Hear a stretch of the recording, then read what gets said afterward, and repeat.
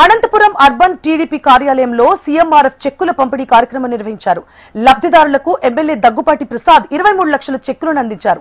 గత కొన్ని రోజులుగా వైసీపీ నాయకులు ఇష్టానుసారంగా దాడులకు పాల్పడుతున్నారని ఆగ్రహం వ్యక్తం చేశారు. ఇక దాడులు చేసిందే కాక తాము అధికారంలోకి వస్తే ఏం చేస్తామో చూడండి అంటూ కొంతమంది నాయకులు హెచ్చరిస్తున్నారన్నారు. తప్పు చేస్తే ఏ పార్టీ వారైనా జైలుకు వెళ్లక తప్పదని హెచ్చరించారు. 20 లక్షల రూపాయలు పంపిణీ చేయడం జరిగింది.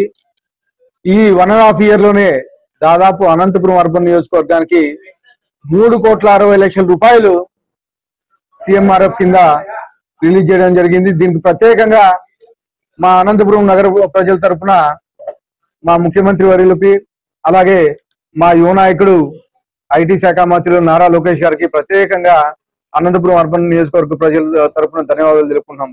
ఎవరు అన్యాయం చేసినా కానీ చట్టం తన పని తాను ఖచ్చితంగా చేసుకోబోతుంది. ఎమ్మెల్యే ఇన్వాల్వ్మెంట్ కానీ ఎమ్మెల్యే జోక్యం కానీ ఎక్కడ ఏమీ ఉండదు. పాటించి చట్టపరంగా మాత్రమే చర్యలు తీసుకోండి అని చెప్పేసి మా ముఖ్యమంత్రి వర్యులు చాలా క్లియర్ ఇన్స్ట్రక్షన్స్ ఉన్నాయి. వాళ్ళ మాదిరి రఫానో లేకపోతే మా గవర్నమెంట్ వస్తే చూస్తామనో నాయకుడు మాట్లాడుతున్నాడు. మేము అది చేస్తాం, మా గవర్నమెంట్ వస్తుంది కలలు కంటున్నాడు. పగలటి కళ్ళు 20 ఏళ్ళు మీ దరిదాపుల్లోకి కానీ రాదని చెప్పేసి గుర్తుపెట్టుకోమని చెప్తున్న వైఎస్ఆర్సీపీ నాయకులు డిస్టర్బెన్స్ చేయాల, పెట్టుబడులు రాకోకుండా చేయాల. ఇలాంటి కార్యక్రమాలు వైఎస్ఆర్సీపీ నాయకులు చేస్తా ఉన్నారు. మొత్తం దాదాపు వాళ్ళ నాయకులు 50 మందికి పైగా ఈరోజు జైల్లో కూర్చునే పరిస్థితి.